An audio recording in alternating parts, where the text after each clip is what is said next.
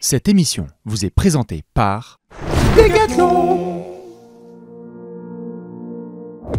L'arbitrage en NBA, comment l'améliorer? Faut-il l'améliorer, franchement? Vous êtes bien dans la grosse question du lundi. C'est lundi. Oui, yes. Yes. Oui, monsieur. Semaine qui démarre, meilleur jour de la semaine, en premier, voilà. Et donc aujourd'hui, on a envie de sang. Ouais, ou voilà, on a envie de causer d'arbitrage. Dans le sport, c'est important l'arbitrage. Très important l'arbitrage. Installez-vous tranquillou bilou. Comment ça va, Alex? Écoute, ça va bien, nickel. Une petite semaine qui redémarre. Plus ça va, plus on s'approche des fêtes de Noël. Hein? Faute technique. Ouais. Pourquoi? Je suis pas d'accord avec ce que tu dis, donc faute technique. Voilà. Ah ouais? C'est ce que font les arbitres. Ils sont pas contents aujourd'hui, donc ils Exactement. interrompent. Puis là, au je moment viens de regarder Bastien droit dans les yeux, et ça, vous savez que ça peut coûter très très cher. Tu fais gaffe. Est-ce que c'est le sujet de l'apéro d'aujourd'hui? Pas forcément, enfin de l'émission d'aujourd'hui. Non. Pas forcément, on va aller en profondeur, enfin essayer d'aller en profondeur sur l'arbitrage. Tout à fait. Et il y a pas mal de choses à dire, effectivement.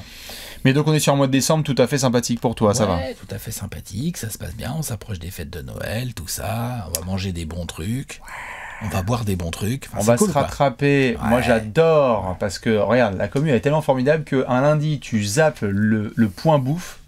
Moi j'ai vu des gens qui ont fait grève. Ah bah il y a des gens qui n'ont pas mangé. Ouais. Ça fait une semaine, donc là il était temps que la vidéo tombe. Il était temps que la vidéo tombe, parce que là, voilà. Je vous ai entendu. Vous êtes bien dans la grosse question du lundi, et oui, si vous aimez réfléchir, vous êtes bienvenus. Si vous aimez pas, allez regarder les Top 10 All Time. Tous les lundis, on se retrouve dans une grosse question. On a déjà parlé de plein de choses historiques ou actuelles. On a parlé de clubisme, on a parlé de supporterisme, on a parlé évidemment d'autres sujets. De quoi on a parlé un petit peu, Alex, au début de saison? De la main chaude, Vice. Clubisme, vice, main chaude, spacing. Tout Voilà à les fait. sujets. L'arbitrage arrive aujourd'hui. Bah oui, il fallait bien qu'on parle d'arbitrage. Il faut bien qu'on parle d'arbitrage. C'est un sujet qui revient, franchement, j'allais dire à chaque match, mais je suis pas loin de la vérité. Bah, tu peux le dire. En NBA, je suis pas loin de la vérité. Moi, ça me gave. Ça gave, et en même temps, Je peux pas il y a l'en des vouloir. vraies raisons. Voilà, exactement. C'est-à-dire qu'à un moment donné, oui, ça gave, mais à un moment donné aussi, t'es là, tu fais attends. C'est quand même un petit peu embêtant là qu'il soit trompé de possession ou qu'il ait donné une flagrante là, mais que là je comprends pas. On m'a dit que c'était l'appréciation de l'arbitre, mais Hier, c'était ça Oui, le call, voilà. mais aujourd'hui, c'est pas. donc il y a pas mal de choses à dire, et l'idée est de prendre la question sous le sens comment l'améliorer. L'idée c'est pas forcément de pourrir l'arbitrage NBA là, du début à la fin de cette émission. On va le faire un peu au début, puis après on va essayer d'être constructif. Oui, parce Et que de proposer déjà de faire un bon tour de la situation, et ensuite de proposer des axes. oui, parce que c'est vrai que, L'amélioration. tout à fait. Parce que c'est vrai que on va tout faire, hein, comme vous le savez, avec notamment la grosse définition, le gros contexte, notamment et la tentative de grosse réponse. C'est vrai que il y a eu je dirais deux axes autour de cette grosse question. D'abord, ça a été que pense-t-on de l'arbitrage en NBA? Voilà, alors déjà ça, Et on s'est dit après, on s'est regardé, on s'est dit, Non, on va c'est pas peut-être faire intéressant. une vidéo de plus de Ouais. 5 minutes. non. Ouais, voilà, c'est ça. Parce que sinon la réponse va être assez rapide. Bah écoutez, c'est pas tip top, et à la semaine prochaine. Non mais c'est vrai, on a voulu dire comment l'améliorer, parce que comme tu le dis, on peut pas juste donner un espèce d'élément de juste jugement comme ça et puis à lundi prochain. Il faut essayer de voir aussi comment est-ce qu'on peut vivre de mieux en mieux le basketball, quoi. Ouais, ça nous intéressera dans les commentaires de voir quelles sont toutes les idées. Je suis sûr que vous avez des idées incroyables pour améliorer l'arbitrage. Je suis chaud, moi. Tout à fait. Et d'ailleurs, il y a des arbitres dans la commu. Je crois d'ailleurs, si je Bien dis sûr qu'il y a des pas arbitres dans la de conneries, communauté. je crois, je laisserai, les copains de Bugs France, Hugo et certains autres ont été arbitres déjà à des assez hauts niveaux. Donc, moi, je veux bien aussi certaines approches, qu'elles soient sur le basket en France, hein, arbitrer ici, et puis sur le basket américain, sur ce que vous voyez, puis ce que la NBA propose. Dans tous les cas, ce qui est sûr et certain, c'est qu'on vous laisse vous installer, que lundi, ça va être comme d'hab, on change pas une équipe qui gagne. Comme je l'ai dit, on fera la grosse définition, pas très compliqué, puis un gros contexte, un peu plus compliqué, puis ensuite une grosse tentative de réponse. Ouais, tout à fait. C'est ça. Avant de faire un point sponsor et on va parler de nourriture, est-ce qu'on est bon? Allez, on y va. C'est parti. Eh bien c'est simple, avec Léonce, Alex et Bibi. On vous souhaite un très bon lundi, notamment avec nos amis de... Décathlon. Oui monsieur. Partenariat avec la NBA, comme vous pouvez le voir sur le sweat de Bastien avec le beau logo de la Grande Ligue. Moi, je porte un Miami que j'ai déjà mis, mais je l'aime bien. J'aime beaucoup ce rose et tout. Et puis là, un peu comme pour le spacing, tu vois, je trouvais que ça collait bien avec l'arbitrage Miami. Donc voilà, donc je me suis dit, allez, on met du rose, on y va, tranquille. Non, je trouve ça très beau, c'est de la broderie, les sweats sont assez cool. Il y a aussi des pantalons de jogging. Bah oui, t'en portes un, toi, effectivement. Moi, je suis en full black. Qui sont, pas comme ça, qui sont assez sympas, ouais. Qui sont assez sympas, moelleux et tout. Il y a des chaussures, évidemment, hein, que vous connaissez, on en a déjà eu dans le décor de cette émission et dans d'autres. Il y a le modèle Spurs, il y a du modèle Warriors, il y a du modèle Celtics, qu'est-ce que je dis? Il y a du Bulls, il y a du Bucks, peut-être pas, peut-être que je m'emballe. Il y a du Heat, oui. Ça, c'est sûr. Il y a du Lakers aussi. Et donc voilà. Donc il y en a un peu pour tous les goûts. C'est chez Decathlon. C'est à retrouver, bien évidemment. Partenariat avec la Ligue, c'est quand même classe. C'est la classe absolue. Lien en escroc. Vous pouvez retrouver le lien en description de cette vidéo si vous êtes curieux pour aller voir la dernière collection Lifestyle de Decathlon et tous leurs produits. Vous le savez, ça fait des années qu'on est avec eux. Ça continue. N'hésitez pas à aller checker. Franchement, je suis tout à fait à l'aise dans cet ensemble. J'ai passé une bonne partie de ma dernière semaine dedans. Hashtag hygiène. On va pouvoir enchaîner justement sur de la bouffe parce que la semaine dernière on n'a pas du tout été bon. Je vais pas vous prendre au piège et vous demander 2 plats. Alex, Léonce, qu'est-ce qu'on mange? Si, moi j'ai une entrée et un plat pour me rattraper de la semaine dernière. Normal. En entrée, je propose un petit poireau vinaigrette. Ah, très bon. Oh là là là. Ah, c'est très bon. Très bien. Non mais c'est super bon. Non, mais j'adore. Le regard de Bastien. Non mais j'adore. Le regard de Bastien, c'est illuminé. Le type, je lui ai dit poireau vinaigrette. Ah mais c'est parce qu'en ce moment, taquet, quoi. Mais parce qu'en ce moment, j'en mange beaucoup. Non, c'est bon. C'est vachement bon. Et puis si t'as un peu de bon pain pour saucer à la fin, c'est bien. Ouais. Vinaigrette maison, bien sûr, donc bien moutardée, un peu épaisse, la vinaigrette un peu. Poivre par-dessus ou pas juste vinaigrette? Poivre... Ah non, bah, dans la vinaigrette, je mets déjà un peu de poivre, moi, mais ok, voilà. Bien. Et derrière, un petit plat d'hiver. Hein. J'aime bien. Non. Comment? Si, non. Entrée, je fais une petite entrée pour se rattraper de la semaine dernière, tu vois. Une petite entrée. Poire vinaigrette, c'est pas trop lourd comme entrée. Et on fait ça avec quoi? Poêlée de champignons. Juste poêlée de bons champignons. Plein de champignons. Moi, j'aime bien mettre genre une échalote. Tu fais revenir tout ça à la poêle et juste poêlée de champignons. Tu vois, ça mange léger et ça mange de saison. Juste comme de ça. saison, les champignons. La poêlée. Ouais, bien sûr.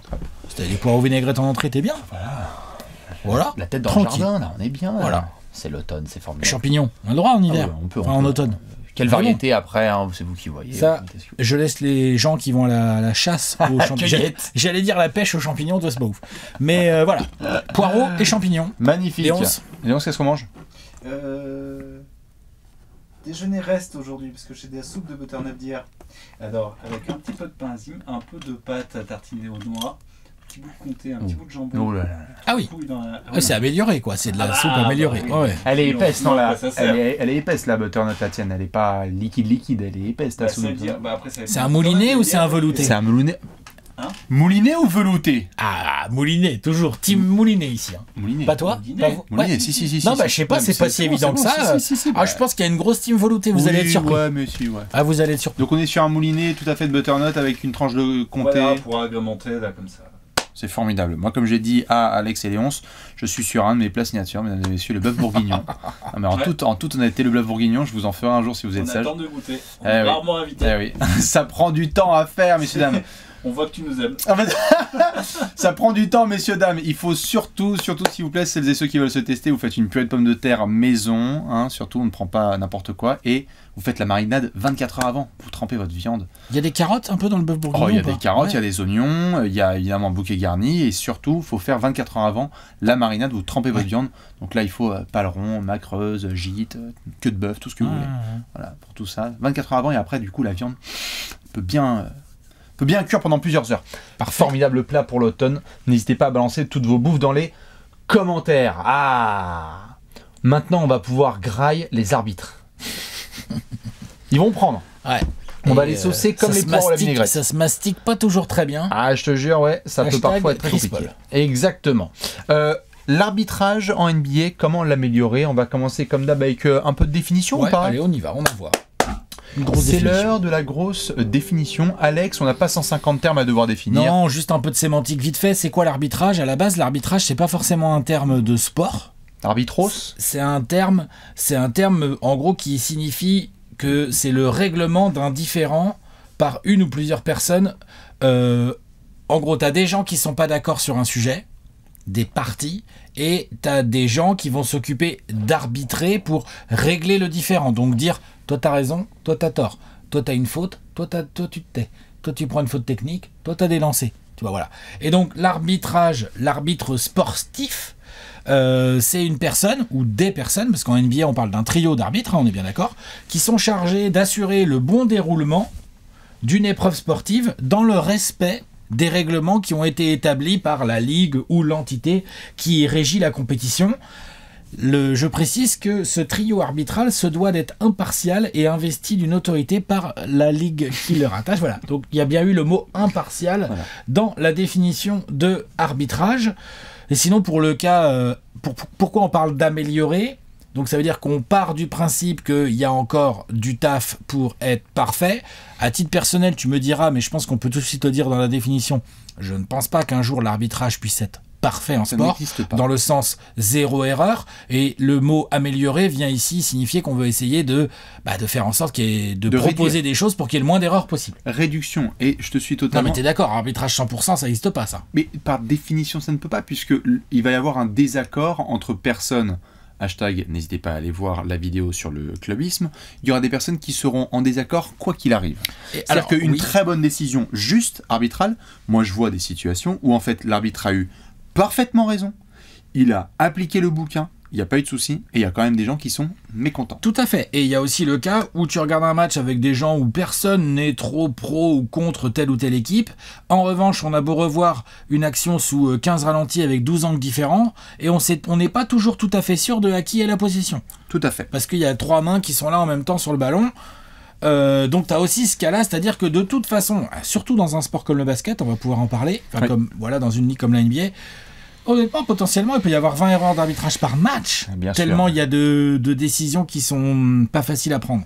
Très très compliqué à prendre avec un sport qui devient de plus en plus rapide et des gens qui ont de plus en plus d'yeux et de replay pour voir les choses. Pour compléter de mon côté cette excellente base de définition sur l'arbitrage, le terme est donc triple arbitrage en NBA, et donc, attention, on ne parle pas d'arbitrage en basketball, on parle d'arbitrage en NBA ici notamment, notion qui était importante à mes yeux. Pourquoi ? Parce que la NBA, c'est une ligue fermée, privée, dans laquelle elle a aussi ses propres codes et manières de faire. Et donc, là-dessus, on pourra l'envoyer notamment dans les liens. Moi, j'avais fait un dossier il y a 6 ans, nom de Dieu, bientôt 7 ans. Comment comprendre l'arbitrage en NBA ? Je l'avais fait en plusieurs chapitres. Parce qu'il y a des règles, Alex, quand on parle de définition, ou en NBA, moi, je suis obligé de parler, par exemple, de termes comme home call, ou superstar call. Pour les gens qui connaissent pas, Alex, un home call, c'est quoi ? C'est tu obtiens une faute parce que tu es à la maison et que ça pousse un peu le public, donc l'arbitre dit « Ah, ok, je vais siffler ». Entre la NBA et la WWE, y a-t-il une grande différence ? Parfois, on ne sait pas trop, parce que c'est aussi The Show Must Go On. Le Superstar Call, vous le connaissez aussi. Ce sont des joueurs qui ont une très grande aura, qui ont accompli plus de choses. Et donc, si vous êtes un joueur rookie et que vous n'avez pas autant d'expérience, on va vous siffler plus de choses, même si vous avez été excellent dans les règles, par rapport à quelqu'un qui a depuis 10-15 ans en NBA. Ça va d'ailleurs faire partie des axes d'amélioration, ça. Tout à fait. Potentiellement, est-ce qu'on sera d'accord là-dessus ou pas ? On va le voir. Mais c'est vrai qu'il y aura de tout. Donc n'hésitez pas à aller checker, parce que c'est vrai que, juste là-dessus, je te lance pour boucler cet aspect de définition. On ne peut pas parler d'arbitrage global au basket. L'arbitrage en Europe est différent. Et d'ailleurs, on le voit quand les Américains se mettent sur des compétitions FIBA notamment. Il est différent de celui de la NBA. La NBA a ses propres codes. Tout à fait d'accord. Par contre, ce qu'on peut dire, c'est que même quand tu viens sur des compétitions internationales, tu vois beaucoup de gens se plaindre de l'arbitrage. La dernière Coupe du Monde, c'était vraiment... Et les règles ne sont pas les mêmes qu'en NBA. Les fans, y a certainement des fans qui regardent les deux compétitions, qui regardent de la NBA toute l'année et qui regardent les compétitions internationales pendant l'été. Et honnêtement, sur pas mal de matchs, on était là genre... What ? Non, la faute ici, et la faute flagrante, pourquoi il donne là, pas là, le côté antisportif, tu vois, il y a vraiment énormément de sujets controversés sur l'arbitrage, que ce soit en NBA, ce qui nous intéresse aujourd'hui, mais en FIBA, c'est pareil en fait. Tout à fait. Dernier petit truc que j'avais moi en définition, et puis après peut-être qu'on pourra passer au contexte à moins que tu aies d'autres choses, c'était tout simplement le fait que dans la définition de l'arbitrage, c'est un arbitrage qui est en évolution permanente, donc tous les ans, on le voit. C'est pas ce qui excite le plus les gens, parce que souvent c'est les résultats, les performances, les points, les transferts, je schématise un peu, mais on voit tous les ans des Board of Governors, donc notamment la NBA, les propriétaires de franchises, et donc les grandes instances, notamment l'association des joueurs, dire « Ok, voici une règle sur laquelle on a fait des tests, notamment en G-League, par exemple, et on va décider de l'implanter. » Donc le challenge n'existait pas il y a encore 3-4 ans. Le rebond offensif qui avant redonnait 24 secondes est passé à 14. Les règles, elles aussi, elles évoluent. Donc l'arbitrage n'est jamais fixe. Complètement. Le contexte est toujours en évolution. C'est-à-dire que les arbitres, ils font des erreurs. La Ligue essaye de toujours améliorer l'arbitrage, mais en fait, le contexte lui-même est en perpétuelle évolution. Contexte. T'as les transitions? T'as vu ça un peu? Voilà. Et Alex qui me parle donc de contexte, on va parler tout de suite du gros contexte. Parce que... L'évolution. L'évolution. C'est le premier truc, à mon avis, qu'il faut mettre sur la table. Vas-y. C'est comme tu viens de le dire, c'est-à-dire que les règles ont beaucoup changé depuis les débuts de la NBA, et elles vont continuer à changer. Elles ont changé là, juste pour la saison dont on parle, on va pouvoir en parler, la saison 2023-24. À l'origine, tu avais 13 règles. Créées, inventées, mises sur papier par Dr. James Naismith. Vous pouvez les retrouver les 13 dans notre livre jaune de l'époque. Je crois qu'on avait commencé le livre par les 13 Original Rules, il me semble, si je dis pas de bêtises. Les 13 commandants. Les 13 commandements, un truc comme ça, on avait appelé ça, donc on fait quand même des super références. Voilà, boum. Elles étaient le 15 janvier 1892 dans le journal de l'université de Springfield. Donc c'est trouvable, c'est dans le livre jaune si vous ne les avez pas. Si vous voulez les lire dans le journal de Springfield, vous pouvez. À l'origine, donc il y avait 13 règles. Aujourd'hui, il y a un PDF de 74 pages. Il y en a 4000. C'est-à-dire qu'aujourd'hui, si tu veux savoir quelles sont les règles en vigueur dans la NBA, tu vas taper NBA Rule Season 2023-2024 saison et tout. Tu vas arriver sur le site de la NBA et tu as un petit PDF à télécharger. Il y a 74 pages. Donc de 13 règles, on est passé à 74 pages de règles. Alors, logique en même temps que ça évolue, mais c'est... Tout à fait. C'est d'ailleurs, à mon sens, une des grandes critiques qui est faite et qui peut être faite sur l'évolution du basket et de la NBA, c'est que on le voit en termes de sport, oui. Le basket n'est pas facile à prendre en main par beaucoup de gens. C'est un sport qui est compliqué pour celles et ceux qui découvrent le basket pour la première fois. Le foot, je veux dire, on joue ensemble, on a bien compris, faut foutre le ballon dans le rectangle. Il y a des... Non mais, il y a quelques petites subtilités quand même. Non mais je dis pas qu'il y a que ça. Il y a des subtilités, mais des subtilités, pardon. Des subtilités, ouais. Pas de la susceptibilité. Il y a des susceptibilités. Il y a des susceptibilités aussi. Oui. Il y a des subtilités. Mais avec le football, qui a ce côté très planétaire, tu as la possibilité assez vite de rentrer dans le jeu et de comprendre comment ça se passe. Le basket, je vois avec plein de gens qui essayent de monter dans le wagon, tu le dis, il y a quand même un sacré paquet de fouturelles. C'est complexe comme sport. C'est complexe quand même. Et tout à fait, l'application est complexe également. Ça va très très vite. Dans le football, tu peux avoir des erreurs qui tuent complètement un match. Ouais, le score n'est pas le même aussi. 0-0 ou 1-0 au football, on sait très bien que c'est pas le même match. Donc penalty accordé ou pas, bonjour. 47 partout ou 47-49 à la mi-temps, nous on s'en carre. Tu vois, on est d'accord. Alors, il a pas essayé de lancer, il a pas eu sa faute, il a pas essayé de lancer. Il y en a qui aiment bien en reparler à la fin du match. Action suivante. Ouais. Mais oui, les gens vont te parler de momentum et tout. C'est pas complètement faux d'ailleurs. C'est vrai que parfois l'arbitrage peut casser le momentum d'une équipe. Mais au football, effectivement, peut-être que tu as un côté pour appréhender le sport qui est un peu plus simple au premier abord. Encore que moi j'ai des potes, je suis encore en train de leur expliquer la règle du hors-jeu. Donc tu vois, alors, elle est pas si simple que ça. Déjà tellement elle est pas pratique à arbitrer. C'est-à-dire que l'arbitre, faut qu'il ait un strabisme pour bien arbitrer le hors-jeu. C'est vrai. Plus un pote dans l'oreille. Attends, la balle, ouais. Donc tu vois, maintenant ils ont essayé d'améliorer, ils ont mis la vidéo et tout, machin. On va parler de vidéo évidemment par rapport au basket. Mais t'as raison d'en parler. Après, il y a changement de règles et changement de règles. C'est-à-dire qu'on est passé de 13 règles au début à 4000. Ah voilà. Mais il y a des changements de règles qui sont bien plus impactants que certains changements de règles qui sont en fait que des détails à l'intérieur d'une règle. Exemple, je sais pas, la défense illégale par exemple. Donc c'était en 2000 ou en 2001. Début des années 2000. C'est ça, on est d'accord.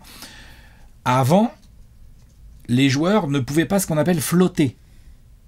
Je prends un exemple concret comme ça. Ils ne pouvaient pas flotter sous peine d'être en défense illégale, c'est-à-dire qu'en gros, ça limitait énormément les possibilités de prise à deux et tout. C'est-à-dire qu'en gros, il y a Shaquille O'Neal qui reçoit la balle au poste, en fait, le mec à l'opposé, il peut pas trop laisser son joueur à 3 points pour venir aider son pivot qui, du coup, va se faire défoncer.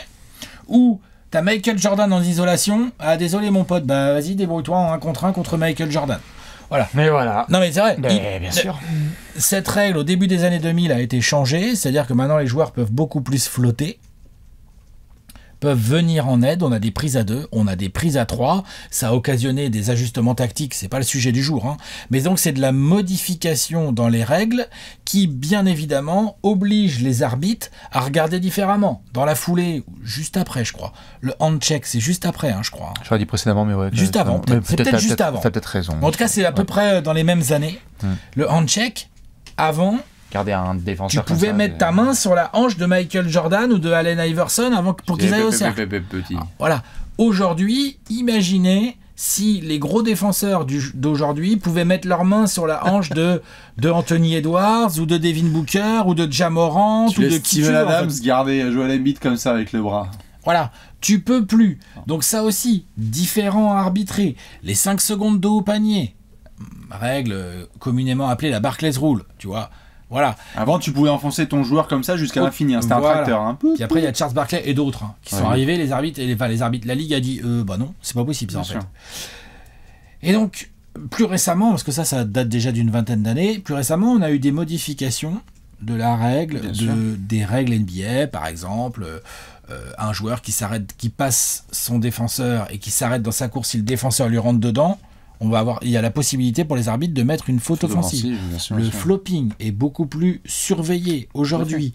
De toute façon, l'arbitrage est obligé en permanence, ce qui en fait d'ailleurs sa beauté, hein, de s'ajuster aux joueurs parce que les joueurs sont tellement malins et compétitifs qu'ils trouvent dans les règles du jeu une feinte. Mais ça, on peut en parler ou tout de suite. Non, on en parlera en effet dans mais effectivement. Est-ce que les joueurs y gagnent? Est-ce que ce sont seulement les meilleurs joueurs qui y gagnent? Quel type de joueurs? Souvent les joueurs avec le meilleur QI et tout.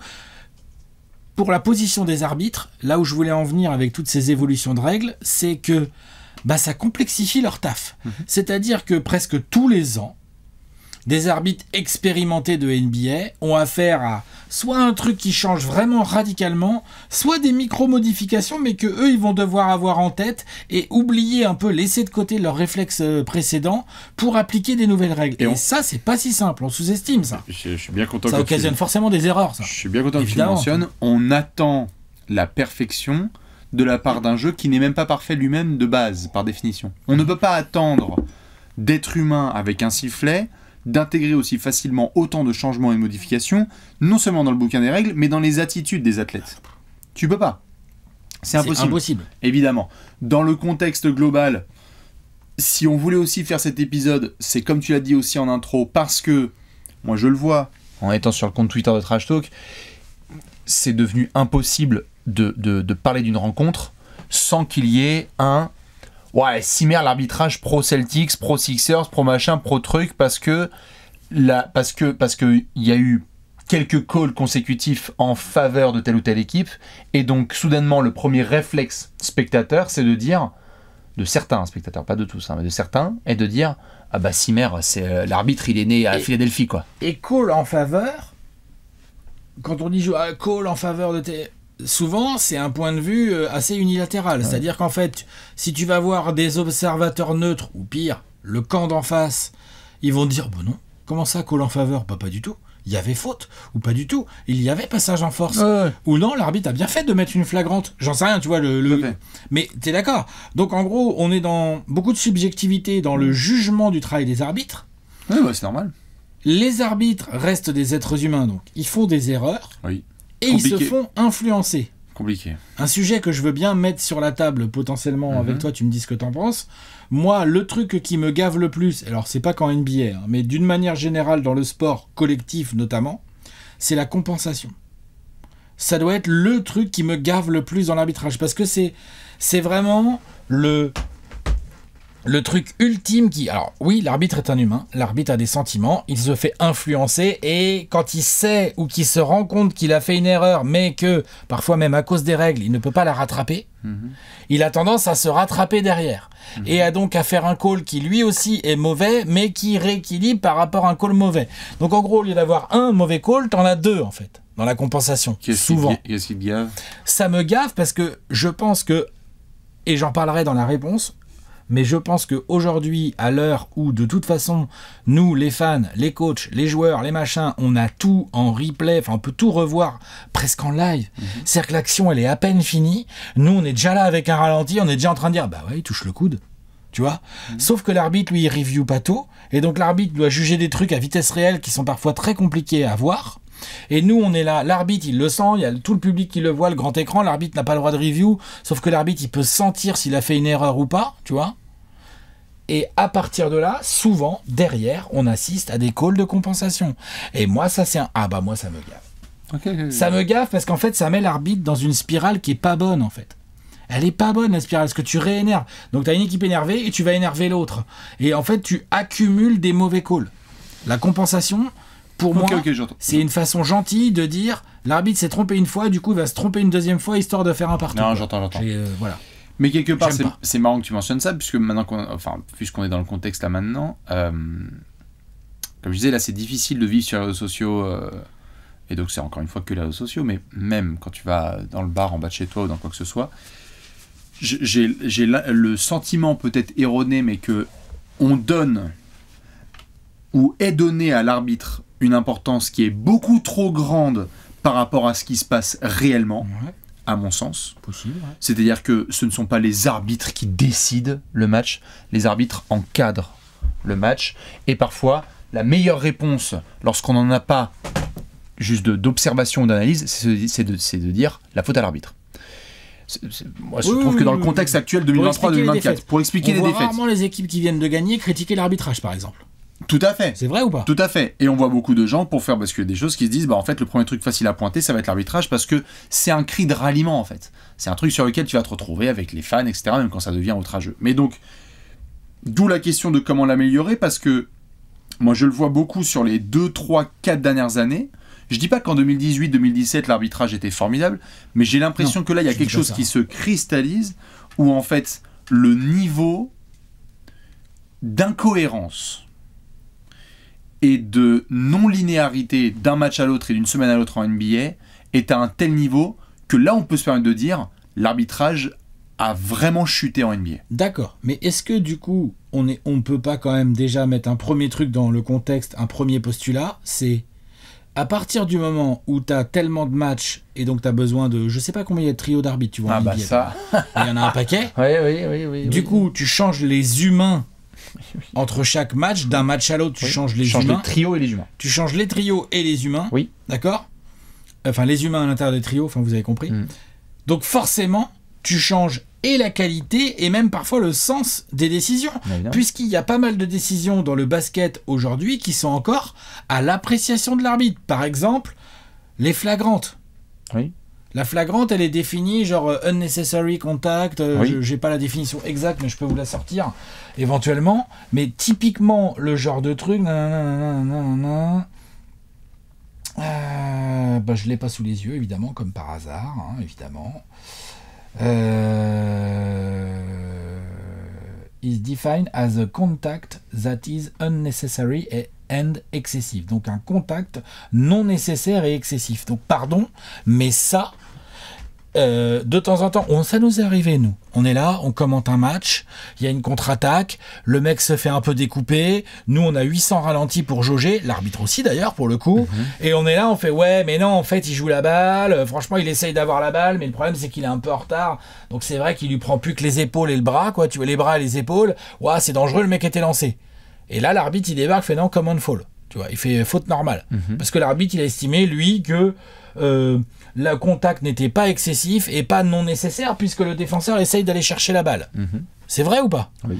Et donc tu as aussi des mecs qui, sans le faire exprès, touchent la tête de leur adversaire et qui se prennent une faute flagrante. Oui. Alors que pour le coup, nous au ralenti, parfois même à vitesse réelle, on voit bien que le gars, pardon, mais juste les bras ils bougeaient et en fait il a touché la tête du joueur adverse. Donc tu vois bien que là il y a aussi un problème d'interprétation. Là où je veux en venir, c'est que pour revenir à ce que tu disais, le manque de linéarité est dû aussi au fait, je dis pas qu'il faut faire arbitrer par des robots, hein, mais il est dû au fait que tu changes les humains et en plus tu as plein de décisions qui sont quand même à l'appréciation de l'arbitre. Donc forcément, d'un match à l'autre, elles varient. Les décisions varient. Tout à fait. Inévitable. Mais c'est pour ça que moi j'ai un petit peu du mal parfois. Comme tu le sais, on a pris plutôt une position, en tout cas, je sais qu'après chacun fait ce qu'il veut, hein, mais moi je le sais sur le compte Twitter, de rarement parler de l'arbitrage, en fait, parce que c'est une telle galère, ce sont des cas tellement spécifiques sur lesquels personne n'aura ni la raison ni la vérité, qu'en fait, on peut parfois en discuter parce qu'il y a des vraies bascules, Mais je trouve que tu vois, l'exemple que tu sors de flagrant est très intéressant. L'interprétation est difficile. Parce que l'interprétation est difficile, et aussi parce que le contexte, puisqu'on parle de contexte, de chaque match est difficile et très singulier et unique. Si tu te retrouves devant un match où tu vois que ça se chauffe d'entrée, genre dans le premier quart, ça commence à se fristouiller dans tous les sens. On le sait qu'en termes d'autorité, une des choses qui peuvent revenir aux arbitres, et que moi je comprends, c'est tu mets une flagrante 2 à quelqu'un et maintenant vous fermez vos gueules. À quelqu'un, encore faut-il que tu aies l'occasion de le faire. Tout à fait. Mais si ça devient border, tout à fait, Oui. c'est pas au coup de coude. Mais si tu sens que c'est une flagrante 1 et que ça peut un peu déborder, moi je comprends des arbitres qui, dans cette situation-là, pour tenir le match, les coachs, les bancs, les joueurs et les 20 000 personnes qui sont au stade, de dire maintenant vous arrêtez, on a 40 minutes à jouer, donc toi tu te fais expulser. Mais sur des vraies raisons. Sur des vraies Pas raisons. une erreur d'arbitrage. Pas une bêtise qui fait que tu passes d'une common foul à une flagrante 2. Mais ce que je veux dire par là, c'est que à chaque match aussi, sa propre sûr. ambiance. Bien sûr. Donc quand tu te retrouves devant des situations, tu vois, quand on a vu les massacres enfin les massacres, ça va, mais de Malice at the Palace 2004 et tout ce qui s'est passé derrière. Donc pour ceux qui ne savent pas, vous allez vous régaler, tapez Malice at the Palace. Ça va vous prendre l'après-midi. Combien de fois on a vu aussi des escalades parce que les arbitres ne tiennent pas leur rencontre. Ok. Donc, une règle qui est apposée sur un match A, parce que le contexte était hyper tendu, n'est pas le même sur le match B, Non. puisque le contexte est différent. Donc, on ne peut pas attendre Donc, tu cette peux pas linéarité. avoir... Exactement. On ne Donc, peut est pas d'accord attendre des là-dessus. robots. On est obligé de faire avec l'erreur. L'erreur est une des définitions aussi de l'arbitrage et de l'humain.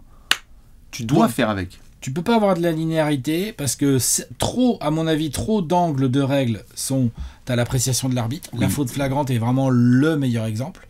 Et la faute flagrante, c'est pas anodin parce que tu as 2 lancers et la possession. Donc en fonction de où en est le match, ça peut vraiment être un tournant. Tout à fait. Et si elle est mal donnée, entre guillemets, c'est-à-dire que si c'est pas le bon call, ça peut faire très mal. Non seulement ça, ensuite je suis d'accord avec toi sur la linéarité, et donc à la fin, on en arrive au constat, genre l'arbitrage en NBA, ligue, élite, les meilleurs basketteurs du monde, supra bien payés, une compétition d'un très haut niveau, on a un arbitrage qui n'est pas au niveau, Oui. qui régulièrement peut gâcher la qualité du spectacle, Oui. et en plus amener de la frustration aux joueurs, aux coachs, aux fans, tu vois, donc ça fait beaucoup. Donc en fait, il y a un vrai sujet, et la linéarité, c'est un point important, mais qui à mon avis est insolvable. Enfin, Non, tu peux pas. C'est insolvable. C'est insolvable. insoluble. C'est Insoluble, c'est insolvable. inslavable. Non, solvable, c'est non, c'est insoluble. Pardon, C'est- excusez-moi. C'est insolutionnable. Ouais, voilà, c'est ça. Non, mais c'est vrai. On peut pas solutionner. On peut pas solutionner. Non, mais voilà. Donc, les règles ont beaucoup évolué. T'as des humains qui vont faire des erreurs. Ensuite, la linéarité, c'est impossible de match en match. T'as des règles qui changent, auxquelles ils doivent s'adapter. T'as des règles qui sont à l'appréciation de l'arbitre. C'est compliqué. Donc, qu'est-ce qui s'est passé aussi? On a ramené de la vidéo dans tous les coins. Oui. On a ramené des possibilités de review. On a ramené des possibilités pour les coachs de faire un challenge. Tiens, je suis curieux. Qu'est-ce que tu penses de la règle du challenge là en NBA qui a déjà évolué depuis qu'elle est là? Qu'est-ce que t'en penses? Moi, Tu trouves ça bien? Moi, je trouve ça formidable. Ça met l'arbitre devant ses responsabilités, ça permet au coach de contester officiellement. Ça met l'arbitre devant ses responsabilités. 2, ça redonne, comme je disais, une partie du contrôle, non pas dans les mains que de l'arbitre, mais aussi dans les mains du coach. Parce que du coup, les fans qui avaient la vie peinard de dire c'est la faute des zèbres et des hommes avec le sifflet, maintenant, ils sont comme des cons quand c'est leur pauvre entraîneur qui a pris une décision nulle. Oui. Donc du coup, Qui a on pris genre rééquilibre un challenge aussi. alors Qui a qu'il y pris un avait challenge faute. alors que c'était pas bon. Il y avait faute quoi, point Alors barre. qu'il y avait faute, point barre, et qu'on ok. fait mais t'avais un joker, tu l'as mal utilisé, désolé, c'est pas la faute de l'arbitre. Preuve étant, l'arbitre il a fait, tu utilises pas. Ah bah dommage, c'était ton choix, tu l'as mal fait. Ouais. Moi je trouve ça formidable, honnêtement, le challenge. Toi t'en penses quoi? Ah ouais, non, moi je trouve ça hyper intéressant. Je pense que la façon dont il est proposé pourrait être encore améliorée. Genre, est-ce que par Une fois exemple, que tu l'as réussi, tu le conserves. tu le conserves ou t'en as un par mi-temps. Enfin, il y a, tu vois, il y a un système peut-être différent. Là, je crois qu'aujourd'hui, quand tu dois prendre temps mort pour avoir ton challenge, et si t'as bon, tu gardes ton temps mort. En Tu gros, gardes le temps on est mort et d'accord, tu le c'est ça la perds règle. pas, oui, tu le gardes tout à fait. Donc il y a quand même une petite carotte, mais je pense qu'elle pourrait même être encore plus grande. Oui, tout à fait. Vraiment. Je Bien le sûr, pense. bien sûr. Et il y en aura d'autres, de toute façon, qui sont en train de tester. Mais oui, tu as raison de placer aussi dans le contexte l'aspect vidéo, parce qu'il y a beaucoup de choses aussi qui sont en évolution, énorme. Attends. Maintenant, la VAR, enfin, je veux dire, quand on va aller voir maintenant les Steve Javi et compagnie, on se rend compte que maintenant c'est Javi, devenu hyper important. Comment améliorer l'arbitrage? Est-ce que Steve Javie doit être dans la réponse ou pas? On va en parler. Est-ce qu'il te reste des choses dans le contexte? Parce que là, on flirte avec la tentative de réponse. Hein. Ouais. Est-ce qu'il me reste des choses dans le contexte? Je relis rapide mes notes. Moi, ce que je peux, pendant que tu relis juste tes notes, dernier élément, évidemment, je vous invite vraiment à lire notamment le dossier que j'avais écrit il y a quelques années. Pourquoi? Pour comprendre aussi la façon dont les trios d'arbitres en NBA sont créés. Il faut se rendre compte aussi des dynamiques de groupe. C'est-à-dire qu'un arbitre qui a 30 ans d'expérience va devoir se retrouver à arbitrer avec quelqu'un qui est bien plus jeune, 7 personnes plus jeunes, arbitrer avant-hier avec un autre gars de 30 ans d'expérience qui a une lecture différente de la même règle. Non mais je veux dire, si tu bosses, sortons les noms, avec Tony Brothers, Steve Javie et Monty McCutcheon dans la même semaine, désolé, tu as un arbitre de 35 ans, tu viens de débarquer en NBA, tu as 3 situations similaires, tu auras 3 calls différents. Ah bah complètement. Potentiellement. Enfin, j'aurai peut-être 2 calls différents, mais en tout cas, il y aura une séparation. Tu peux même avoir encore plus de calls différents en fonction des joueurs concernés par l'action. Exactement. Parce que ça, c'était mon dernier truc dans le contexte. C'est copain-copine. Alors, ouais. Alors, dans ce cas-là, j'en ai 2. Mais donc, qui sont les gagnants de ces modifications de règles et de ce côté humain des arbitres qui font des erreurs? Ce sont les joueurs malins. Oui, tout à fait. Les joueurs malins. Les joueurs malins. Quand il y a eu les changements là sur les joueurs offensifs et tout, on s'est dit qu'ils allaient commencer à mettre des offensives un peu plus. On s'est dit, ça y est, genre Embiid, Giannis, ça va être moins facile d'avoir les lancers, ça va être moins facile de scorer. On va bien voir comment il va faire Giannis ou Embiid pour mettre 30 points par match. Force est de constater que les types, ils continuent à mettre 30 points par match. Hein. Bien sûr. Donc, ils se sont adaptés, voire ils ont utilisé les nouvelles règles pour se provoquer d'autres types de lancers, par exemple. Bien sûr. Et donc ça, c'est assez intéressant de voir que c'est là où les arbitres ont un gros point d'amélioration, c'est que les joueurs, eux, tu leur ponds une nouvelle règle, tu vois tout de suite les joueurs malins et tout, ça s'adapte direct. Il y a une faille là. Ça essaye d'utiliser la règle.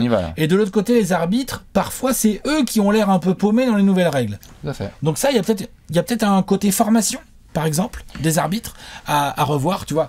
Là, je déborde sur les solutions. Ah mais non, mais on va pouvoir y répondre. Mais en tout cas, voilà. On y est sur le contexte, on est bon. Allez, vas-y, les réponses. On va pouvoir faire une tentative de grosse réponse, puisque nous sommes donc sur, vous aussi, vos suggestions, comment améliorer l'arbitrage en NBA. Tu as mentionné plusieurs éléments là très importants, notamment la formation. Difficile, nous, de notre position, de dire j'ai fait la formation d'arbitre en NBA et donc je sais que, puisque ce n'est pas notre cas. En tout cas, moi, tu me dis ce que tu as fait, mais moi, l'été dernier, j'ai pas fait la formation arbitre en NBA. J'ai pas fait. Un peu compliqué. Moi, j'ai l'impression que on pourrait revenir sur certains éléments de formation, mais j'ai pas assez d'éléments pour creuser et dire j'affirme que. Je sais pas toi, mais moi, je peux pas. Non, on n'a pas assez d'éléments. Par contre, au bout d'un moment, avec les erreurs qui se répètent et le côté règles qui changent souvent, on est en droit de se demander si, sans parler de formation, mais entre guillemets plutôt le mot formation continue, c'est-à-dire est-ce que quand il y a des changements de règles importants, ou est-ce que quand on a constaté pendant une saison que telle ou telle règle c'était pas facile à appliquer, ou ça générait beaucoup de débats ou beaucoup d'erreurs, par exemple dans les last 2 minute reports, où la NBA, la NBA dit bon bah je confirme, les Kings, vous êtes fait niquer. Je confirme. Au hasard le plus incroyable. Voilà, tu vois, non mais t'es d'accord ou pas? Ah bah bien sûr.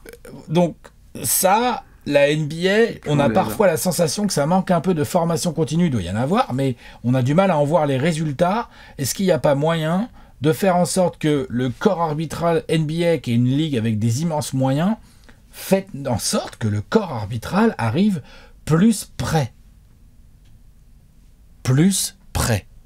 C'est hyper important. Moi, c'est tout ce que j'ai à dire sur la formation, parce que je suis d'accord avec toi. Après, moi, j'ai pas fait de formation d'arbitre. Mais on voit bien, de temps en temps, il y a des nouvelles règles, les joueurs, ils sont prêts et pas les arbitres. C'est pas normal. Après, pour rebondir sur le côté humain, moi, dans l'amélioration, j'ai un axe, enfin, j'en ai plusieurs, mais il y en a un que je pense qui est très important.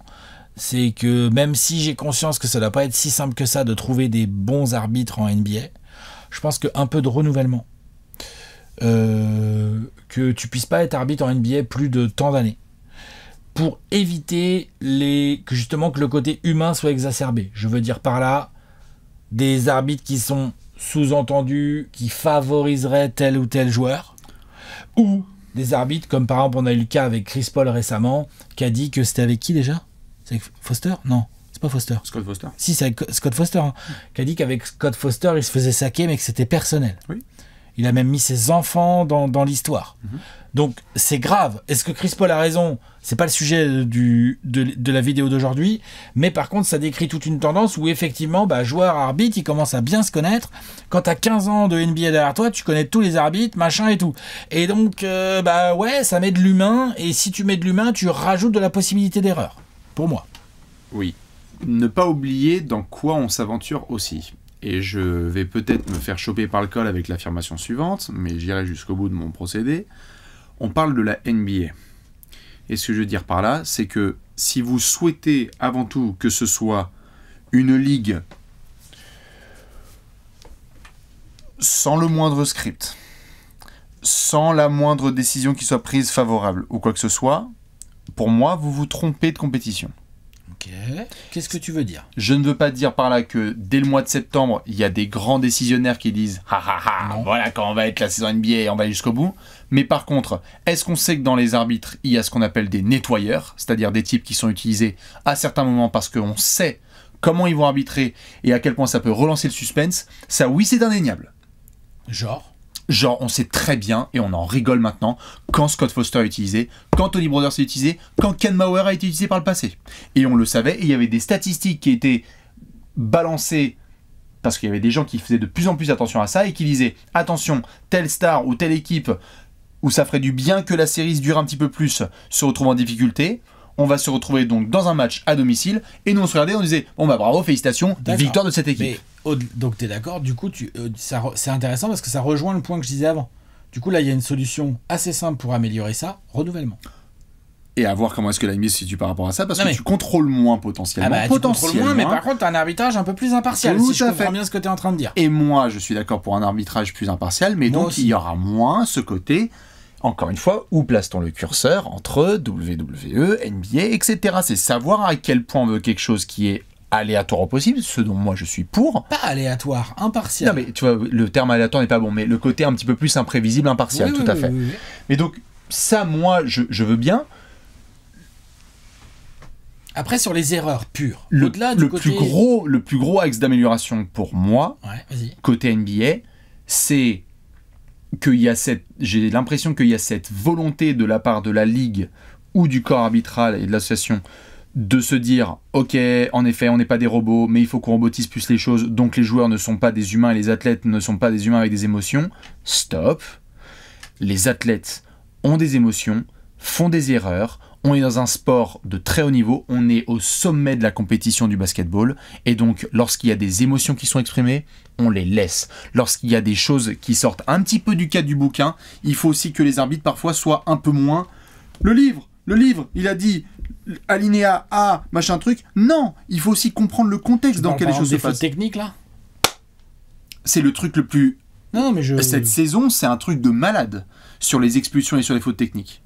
Moi, j'ai l'impression que parfois, l'arbitrage ne laisse pas des athlètes, des mecs de 2 mètres 10, 115 kilos qui se tabassent sous l'arceau, qui va faire un énorme dunk, ça a trash-talké pendant 3 quarts d'heure, et j'ai pas le droit de rester accroché à l'arceau? J'ai pas le droit de lui rentrer dans la gueule juste avec 2 mots? J'ai pas dit que le mec commençait à lui insulter toute sa descendance et ses ancêtres.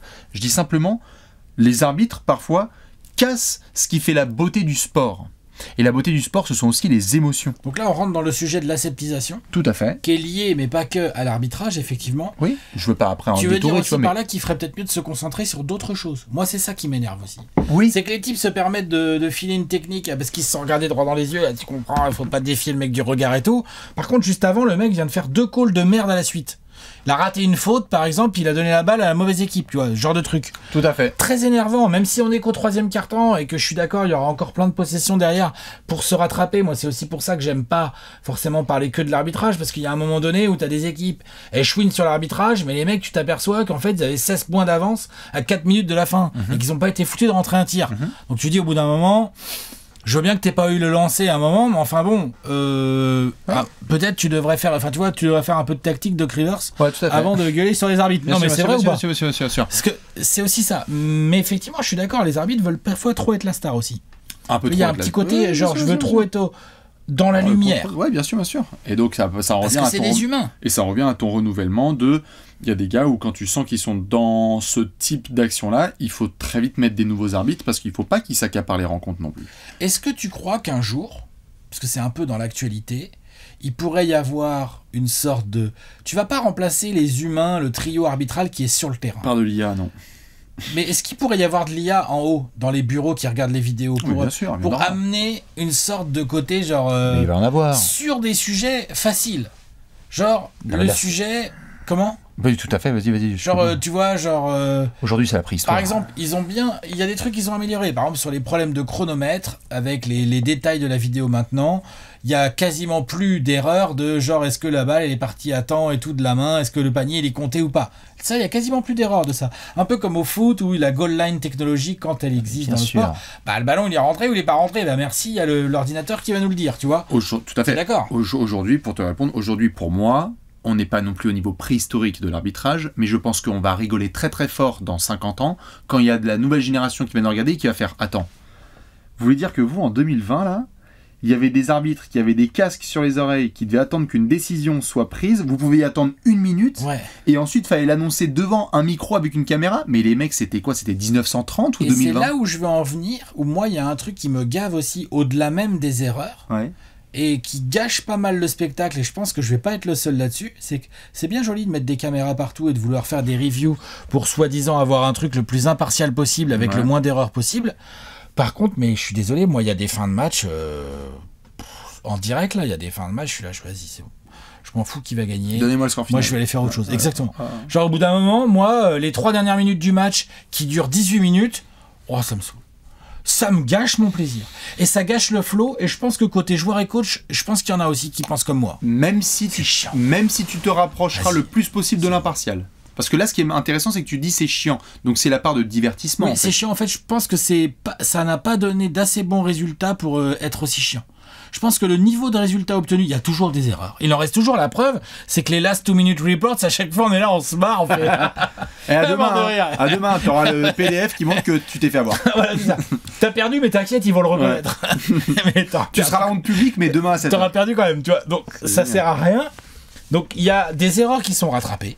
Il y a des calls où le call est pas bon, le coach peut challenger, et là c'est complètement justifié que le match s'arrête et qu'on fasse une review. Mais il y a des reviews qui durent 4 plombes. Ça, Ouh. là-dessus, il va y avoir des améliorations. À la fin, l'arbitre, de toute façon, il dit the call stands, parce qu'en gros, le mec, de toute façon, il sait pas trop s'il peut inverser son call, même avec 800 vidéos, tu vois. Et nous, pendant ce temps-là, par contre, on a passé 4 minutes à regarder un mec qui regarde un replay. Je- Vas-y, c'est bon. Ça, franchement, je pense que c'est un vrai truc à améliorer. Je pense que tout à fait, je pense qu'ils travaillent là-dessus. Vu les améliorations qu'on a technologiques dans tous les sens et le nombre de caméras et patati patata, je pense que là, comme je te dis, là c'est la préhistoire. Je pense que dans 10 ans, on va se retourner, on va se dire genre waouh, t'en souviens quand on mettait 2 minutes à avoir une décision, alors que là prochainement on aura des trucs. Mais ça à va côté être de ça, tranché, il y a des choses, c'est cool. Par exemple, pour savoir si le mec il avait bien le pied sur la ligne ou pas, il est à 3 points ou il Oui, est pas à 3 points. ça fait partie. Ça, c'est bien parce que du coup, la vidéo ne ment pas normalement là-dessus. Tout à fait. 2 autres petits axes d'amélioration si tu veux, je peux t'en balancer. Il y en a un. Il y en a, tout à fait, il y en a pas mal. Moi, il y en a un très très drôle, il y en a un peu moins drôle. Le moins drôle pour commencer, j'ai l'impression que ce qui frustre le plus les joueurs, c'est donc en effet ce manque de linéarité, et c'est d'avoir des cas un peu plus précis qui sont envoyés à tous les arbitres. C'est-à-dire, dans ce cas précis, il faut que tout le monde prenne cette décision-là. Ne Une passez pas à règle. côté. C'est une règle. Et qui doit être adaptée au fur et à mesure de la saison, où tu sens que... Parce que ce qui frustre le plus les joueurs, et ils en parlent, c'est que tu ne sais pas si le mercredi, tu vas être arbitré de la même manière que le lundi. Alors que des situations seront similaires. Des robots alors. Et si on mettait des robots? Donc, je sais Je, pas si ce je sera suis forcément- sérieux avec un petit sourire en coin. Je veux dire par là, à partir du moment où tu continues à avoir des trios d'arbitres, donc 3 humains qui changent, Non, mais tu... comment tu peux obtenir quelque chose de linéaire? tu fais un- C'est une utopie quelque Tout part. à fait, tu fais un mélange humain-robot, on verra. Je sais pas, toi tu fous des robots ou pas dans l'arbitrage? Ah non, mais non, moi j'ai la main de Maradona qui passe. Ah, Je Léon, peux s'il en veut la parler des tragédie. Mais heures, du on coup, s'amuse. là le problème qu'on a, mais moi je suis d'accord avec Léon, C'est le les problème qu'on émotions. a, c'est qu'on n'accepte pas C'est les émotions. qu'il y ait des erreurs. Oui. On veut un truc parfait, mais en Non. même temps on s'en donne pas vraiment les moyens. Non, moi je veux pas un truc parfait. On s'en donne pas vraiment les moyens. Mais oui, mais moi je veux La pas un... linéarité, c'est un problème. Moi, je pense qu'il n'est pas soluble. insolvable. moi j'ai pas envie que ce soit parfait. Comme le dit Léon, ça fait partie de l'histoire. C'est des trucs, je suis désolé, c'est comme ça. Et oui, les arbitres vont faire des grosses erreurs. À ce propos, Ça, moi, c'est une autre suggestion. Je sais plus où est-ce que j'avais eu ça. Je sais pas si c'était le Shaq qui avait sorti ça, mais je pense pas parce que c'est. Lui, je pense qu'il voulait mettre on ouvre un ring et on va se tabasser avec les arbitres, tu vois. Chaque Shaq, c'est un peu ça. Je pense pas qu'il y ait beaucoup d'arbitres qui avaient envie de dire. Ouais. Ah, non, désolé. 3 lancés. Ouais. Non, moi, c'est plus. J'ai l'impression que les arbitres, parce qu'ils sont arbitres, ont cette espèce d'aura et de protection de. Écoutez, on avait raison quoi qu'il arrive. Et je pense qu'il faudrait, au-delà de ce foutu Last 2 Minutes Report, il faudrait être en capacité aussi, quand on touche au portefeuille des joueurs pour du flop ou pour certaines fautes techniques, parce que c'est le cas, les gens ne le savent pas, mais quand tu prends une technique ou une flagrante, je mets des amendes aux arbitres. Et là, on va voir qui va faire des erreurs. Bah, ils vont en faire quand même, c'est ça le problème. Tout à fait, ils vont continuer à en faire, donc du coup, tu fais comment alors ? Tu le sais comme moi, Alex. Vas-y. Là, on peut utiliser la 2 Minute Report et se dire, écoute frère, désolé, mais sur le match d'hier, il y a eu tant de décisions qui ont été prises, on les a Mais du analysées. coup, à partir d'un certain nombre de mauvaises décisions, bam, tu sanctionnes ? Comment tu fais ? À nous de la définir. Oui. Mais ce que je sais juste, c'est que on se retrouve, nous, dans des situations où, tu le sais comme moi, Alex, dans ce monde, dès que tu touches au portefeuille, les gens tout de suite sont un peu plus. Donc c'est pour ça que d'ailleurs les joueurs sont en mode le in-season tournament et tout, là, c'est trop Après, bien. moi, ce que j'aimerais aussi dans l'amélioration, j'aimerais que la Les arbitres, t'es NBA peinard. pousse ses arbitres un tout petit peu plus vers le no-call. Je trouve qu'il y a beaucoup trop de situations aujourd'hui où l'arbitre se sent obligé de siffler quelque chose Bien sûr. et que parfois, bah en fait, le Laisse défenseur jouer. il est bien droit et l'attaquant il lui rentre dedans, mais tu vas pas mettre un passage en force, tu vas pas non plus forcément mettre faute. Peut-être que il y a juste un no call et je pense que on est dans une et ça c'est aussi les fans, les joueurs, les coachs qui poussent les arbitres. On en revient au côté humain de l'arbitre, mais qui poussent les arbitres à obligatoirement devoir prendre une décision, mais sous-entendu c'est où tu mets faute, où tu vois, genre il peut y avoir aussi plus de no-call. Il y a eu une époque où il y avait plus de no-call, moi j'étais un peu plus satisfait de l'arbitrage à cette époque-là personnellement. Oui, bien sûr, bien sûr. Et j'en reviens à mon histoire de compensation, je pense que c'est un putain de fléau qui rajoute juste des erreurs, Ok. et que peut-être que tu vois mettre des... Peut-être que juste expliquer aux arbitres et faire passer le message aussi aux joueurs, aux coachs et tout que bah désolé quoi, oui il y a une erreur mais c'est pas pour ça que tu vas forcément avoir le call le coup d'après, parce que t'as des joueurs, c'est des champions de ça, les Non, mais joueurs bien sûr, expérimentés, ils savent. le mec il Paul va chouiner Pierce. auprès de l'arbitre, il sait que les 3 actions d'après il va avoir ses lancers. Trae Young, le roi du monde. T'es d'accord ou James pas? Harden, roi du monde. Tout à fait. LeBron. Tu vois, LeBron franchement quand il a pas la faute alors qu'il y avait faute, ou parfois on sait pas, Ouais. il va voir l'arbitre, la pénétration d'après il aura ses lancers. Bien sûr. C'est pas normal. Je fais un dernier test. Pas normal. Alex, Léon, si tu veux participer, mais en tout cas, je pose déjà la question à Alex. Tu te retrouves là au Board of Governors la saison prochaine et tu as 1 minute pour nous implanter ta nouveauté ou ton axe d'amélioration pour la saison à venir et pour le futur. C'est quoi? Un axe. Fais-le à fond, hein. Madame, Durée messieurs. de la carrière des arbitres. Il y a un renouvellement obligatoire à partir d'un certain nombre d'années où tu as été arbitre en NBA. L'ambiance. Numéro 1. Je mets en numéro 1. Alors bonjour. Alors la saison commence en 3 semaines. Non, non. T'es là depuis 28 ans, allez ça dégage. Obligatoire. Renouvellement obligatoire. Ils sont réinsérés socialement et professionnellement ou pas? Non, on s'en fout. Ok, on regarde une indemnité. On Il y a verra. de l'argent. Si vraiment le sujet c'est l'argent en NBA, pardon, ils payent. Voilà. Je te dis juste que pour améliorer la qualité de l'arbitrage, dans un monde parfait où la NBA peut payer ces gens, tu vois, parce qu'ils ont travaillé pour elle, et ben tu as un renouvellement obligatoire, le moins de connivence possible, ils se connaissent le moins possible avec les joueurs, les coachs et tout ça. Ok. Et déjà tu vas enlever pas mal d'erreurs. Très bien. Tu vas en enlever. Eh On bien, va pas voilà, toutes les enlever, hein, mais tu la vas en première. Léon, s'en a une, toi? enlever. Non.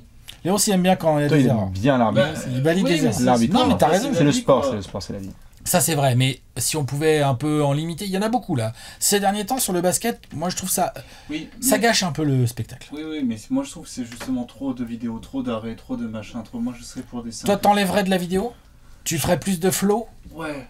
Plus on joue quoi? Ouais. Plus de no-call, donc tu me rejoins sur les no-call de tout à Ouais. l'heure? Tu vois, par exemple en foot, il y avait des mecs, il y avait des arbitres extraordinaires comme Colina qui voyaient tout. Enfin, Colina. je veux dire, à un moment donné aussi, je sais pas si c'est si génial que ça, de tout regarder comme ça à la loupe et de mecs Alors, qui surtout savent qu'en pas. plus on voit bien que ça limite pas forcément le nombre d'erreurs, Je suis ni même d'accord. la frustration que ça occasionne. hein, Puis la ça- question c'est est-ce que voir une action au ralenti, c'est vraiment, est-ce qu'on peut vraiment la juger? Certaines oui, mais Non, je suis mais- d'accord oui, avec non, toi. c'est même mais pas je la suis même action, d'accord, je suis d'ailleurs. d'accord. C'est même pas la même action, d'ailleurs. Je suis d'accord. Tu mets le Quand doigt elle dans- Ah dans non, un non, mais je engrenage, suis quoi. d'accord. Ok. Mesdames et messieurs, les arbitres, bonjour. On va mettre en place un barème à partir de maintenant. Un barème. On a les joueurs Pour les dont on- notes. les joueurs, on connaît leur salaire, on connaît leurs stats, on connaît leur pourcentage au tir, leur pourcentage à 3 points, leur pourcentage dans le corner et le dimanche. On connaît les coachs, on connaît leur salaire, on connaît leur pourcentage de réussite, etc. À partir d'aujourd'hui, les arbitres, on va tout observer, notamment les matchs qui sont arbitrés, et on va se dire, à la fin de la saison, l'arbitre qui fait le plus de calls, qui a le meilleur pourcentage de bons calls par rapport à cette situation, est lui. Et donc, tu sais quoi, juste je finis ma présentation jusqu'au bout. Il va y avoir un board qui va être créé pour justement revoir tous ces calls-là. Un board d'arbitres, donc. Exactement. Donc des arbitres qui vont juger des arbitres. Bah ouais. Non mais attends, je veux juste... Mais attends, juste déjà ça existe déjà, hein, des arbitres qui sont obligés de review ce qui s'est déjà passé. Report. Tout à fait. Mais donc il va falloir faire ça de manière encore plus pointilleuse pour dire ok, très bien. Nous avons des awards même qui sont donnés, tu sais quoi, t'as des MVP, t'as des coachs de l'année. Je veux aussi qu'il y ait un arbitre de l'année. Ref of the year. Ref of the year. Et le ref of the year, c'est pas une préférence, c'est juste que c'est un arbitre qui a montré le plus de pertinence dans son application du bouquin par rapport à tous les contextes qu'il a traversés. J'aime bien. Et ceux qui ont fait de la merde, je suis désolé, mais ils sont pénalisés. Soit il y en a qui peuvent perdre leur taf parce que c'est comme ça, je suis désolé, vous n'avez pas été bon plusieurs années de suite et en fait il y a un moment où tu deviens un bon. Alors ils vont en G-League pour s'entraîner. Tu deviens un bon, mais il y a des arbitres, il y a des coachs qui se font virer, il y a des joueurs qui se font virer. Je pense que les arbitres doivent être un petit peu plus on the edge aussi, un peu plus publiquement. Et donc du coup, oui, si tu te retrouves en finale NBA et que tu dis, tu sais quoi, ouais, là on a tel arbitre, et ben c'est le mec qui a été 2 fois arbitre of the year.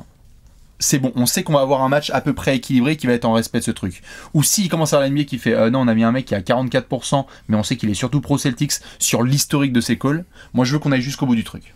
On y va. On va vous afficher. On va vous afficher. On va revoir, ça va demander beaucoup de travail, mais on va faire en sorte que les arbitres ne soient pas protégés. Oh l'ambiance. Tu disais pour ma solution, bah dis donc toi, on n'en a pas qu'une. À nous deux, on est pas mal. Les vieux, ça dégage. Et puis les jeunes, attention, hein. Attention, hein. Si tu fais 3 mauvais calls de suite, ton pourcentage il va. Pas que les vieux, en fait, moi je serais pour des carrières assez courtes. Ok. Je suis vraiment intimement persuadé que t'as de l'humain qui s'installe, t'as de la connivence et que tout ça, en fait, ça pèse même inconsciemment sur les décisions des gars. Des gars et des filles d'ailleurs, parce qu'on a de plus en plus d'arbitres féminines. Donc tu vois, donc voilà. Donc non. Bon, bah il y a de quoi faire. Hein. Il y a de quoi faire. Dites-nous, vous, comment vous amélioreriez l'arbitrage en NBA. S'il y a des pistes qu'on n'a pas encore abordées, évidemment, on pourrait parler de ça pendant des heures. Hein. Là, on avait à peine démarré le sujet. Mais c'était hyper intéressant et passionnant. Moi, j'adore ça. On se retrouvera évidemment sur les réseaux sociaux pour continuer à critiquer l'arbitrage. N'hésitez pas à balancer vos suggestions aussi de grosses questions pour le lundi. T'avais d'autres choses ou on est bon sur l'arbitrage? Non, je crois qu'on commence à être pas mal. Tout le monde a bien compris que la compensation, ça me gavait. Je crois qu'ils ont compris. Et que toi, tu voulais mettre des notations, moi, je veux des pourcentages, des referees of the year. Des notes aux arbitres. Je veux mettre des notes. Referee of the year. Imagine, franchement, ce serait de la bombe de balle. Non, mais en plus, Crédit social pour les arbitres. Non, mais j'aime assez bien. En fait, ils font partie du jeu. Ah, ouais, vas-y. Donc, en fait, pourquoi finalement, eux non plus, ils seraient pas un peu jugés? Après, faudrait voir comment tu exploites ça, quoi. Cérémonie. Non, mais la cérémonie, ok, mais comment tu l'exploites à longueur d'année, en fait? Ouais, alors lui, il a que 66% de good call. Donc, est-ce que c'est un bon arbitre, pas un bon arbitre? Putain, les années Après, on va avoir des stats avancées sur les arbitres. Bah ouais, de ouf. Ça t'intéresserait pas, ça, d'avoir des chiffres? Franchement. Si, ça peut être cool. Moi, je trouverais ça. J'aime bien. Évidemment, avec Léon, Alex et Vivi, on fait des gros bisous. On vous souhaite une excellente semaine. Faites attention aux arbitres, vous inquiétez pas. Au final, ça reste des ballons dans des paniers. On se retrouve lundi prochain. Bisous. Ciao, ciao. Bisous, à la prochaine. Ciao. Ciao.